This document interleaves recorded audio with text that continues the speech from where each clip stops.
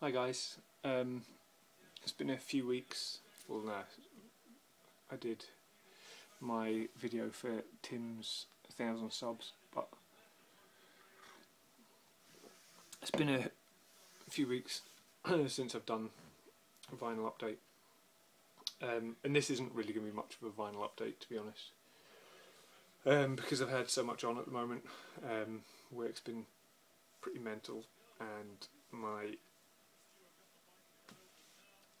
home life's been pretty mental. Just lots of things on. But I'm going away on holiday next week. Going down for my usual week or two away. I'll be hitting the record shops in Edinburgh in a couple of weeks' time, which is good. So I'm trying not to spend too much and buy too much. So there we go. But I wanted to get this done before I went to Edinburgh, and then had another stack of stuff. So first up, I thought I've been trying to catch up with the book that I've been doing recently. I can't really remember where I showed to last, but I've done these ones. The Ramones, I have a feeling I showed these, and Surf's Up, and the Don Ellis Autumn album.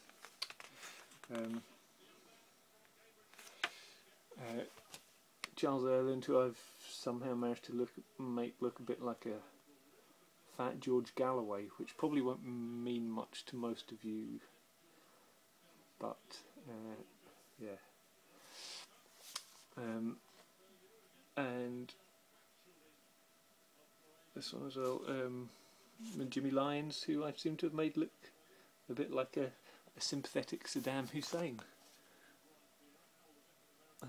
which is a bit of a fluke. But anyway, there we go.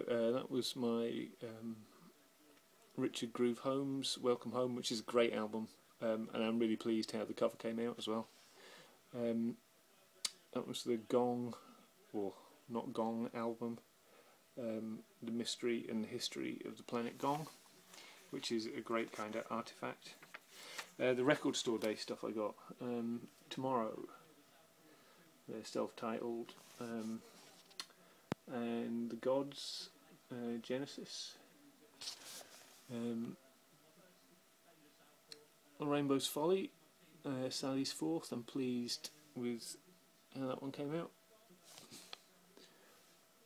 And the Doctor Strangely Strange, Kip of the Serenes. Pleased how that one came out too. Grateful Dead, Wake Up to Find Out box set that was ludicrously expensive, but is great. It is really good. Blur's Magic Whip, which is another great album. It's kind of middle-aged, modern life is rubbish. And the last one I did is Herbie Mann's Stone Flute. Yeah, so that's me kind of there. I've still got a few things. I've still got the VCLT I got from Jonas and Jan. I've got to draw in, and this as well, which is the only kind of album that I've picked up recently. Well, I've picked up a few things in charity shops, but they've kind of gone in my inbox. Nothing too exciting. But I finally picked up a decent copy of the mono version of the Beach Boys Shut Down Volume 2. It's not their greatest album by any stretch. This came out in, what year was it? 60... I can't remember now. 65 was it? 64. But this was right in the height of that time. I think they released something like 8 albums over a 3-year period. It was a ridiculous amount of albums, and this was probably one of the ones that could have had some of the stuff chopped down, and but there's still some great stuff on it. And it's taken me a while. I've set myself a budget for these Beach Boys albums, and it's taken me a while to find this one within the budget, in decent condition. And this is great, a great one. So I'm pleased to finally have tracked that down.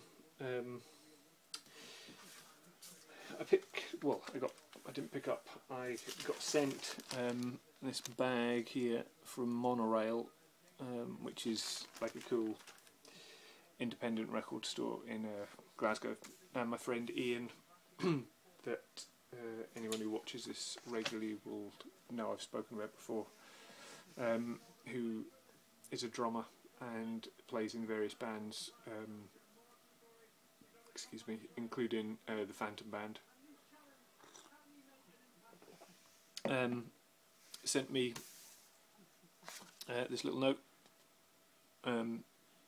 Here's a couple of things I've played on lately. Hope you and yours are good, Ian, which was really cool of him.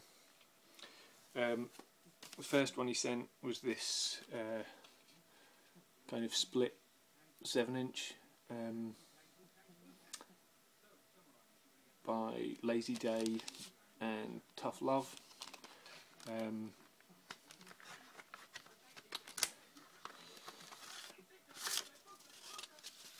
Comes with this quite cool little fold out sheet here. I'll not show you the other side because I've got a download code, don't want anyone pinching it. But he played on the Tough Love side of this. I think I've got that right way around. This is cool. So thank you for that if you're watching. But the other thing that he sent, which is kind of cooler, is this, which is a lathe cut limited edition single. As you can see here, it's number 41 of 45, and I think they hired a studio. You can see if I take this out, it's just on a piece of perspex there. 2 tracks, one-sided lathe cut on a bit of perspex. I love things like this. These lathe cut things don't always play the greatest, but this one played pretty good. And this, I think they hired, or he works at a studio anyway, so whether there was a free block, but basically they had a 6-hour block where they got some studio time. So they went in and wrote and recorded the song in the 6-hour session. It's surprisingly good, all things considered. It's very good, in fact. But yeah, Secret Motorbikes. I don't know whether there's a website on there.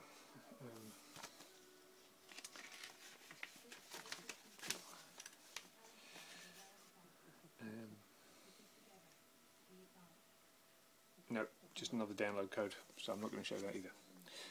But yeah, really cool. I love lathe cut things like that. Things that are just slightly out of the ordinary, and the fact that it's only 41 or 45 is really cool too. So yes, the only other thing I've picked up recently was a single, which I got surprisingly cheaply. And it is this, which is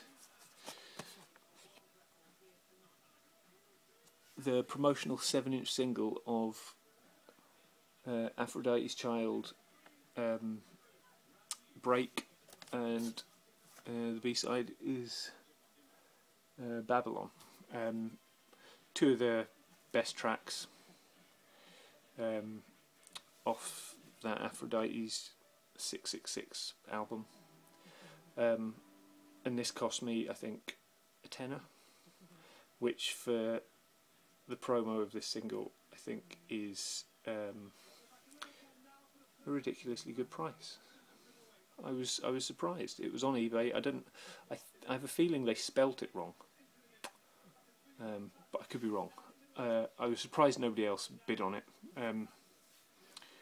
because the normal version of the single normally goes for more than what I got this for. So, and although it's got some pen on the actual label there, it plays great. It plays really good. You can see it's got the "Not for Sale" on there, and it's got the big A on this side. So I was really pleased to pick that up. So that's going to be my video for tonight. That last big haul that I got, that I said was kind of expensive, I've actually ended up not taking all of it. The copy of Autobahn skipped, and I didn't realise in my haste when I was pulling it all out that some of the other craft works were the kind of Fame budget EMI reissues. So that was a bit of a letdown, but it's actually saved me some money. So hopefully I'll be able to put some money towards more stuff when I go to Edinburgh. Also, the other thing that I've been doing is I've actually now got a Twitter account where every time I play an album or a record, I post it on Twitter. So anyone that's interested in that, I'm sure you'll know how to find me. If you know how to find people on Twitter, you just search for their name. So it's easy enough to do. But I'm not doing it for any other reason than curiosity. It's going to be quite interesting to look back, I think, to see what albums I actually listen to and which ones I don't actually listen to. So I'll literally, if I listen to an album and then I listen to it again the next night, I'll post it again. So it's not just going to be an album. It'll be you'll see albums that I go back to. So I won't, if I listen to it like 3 or 4 times on the trot, I'm not going to take a photo of it 4 times and post it, but I will post it again if I listen to it the following evening. So if anyone's interested, that would be cool.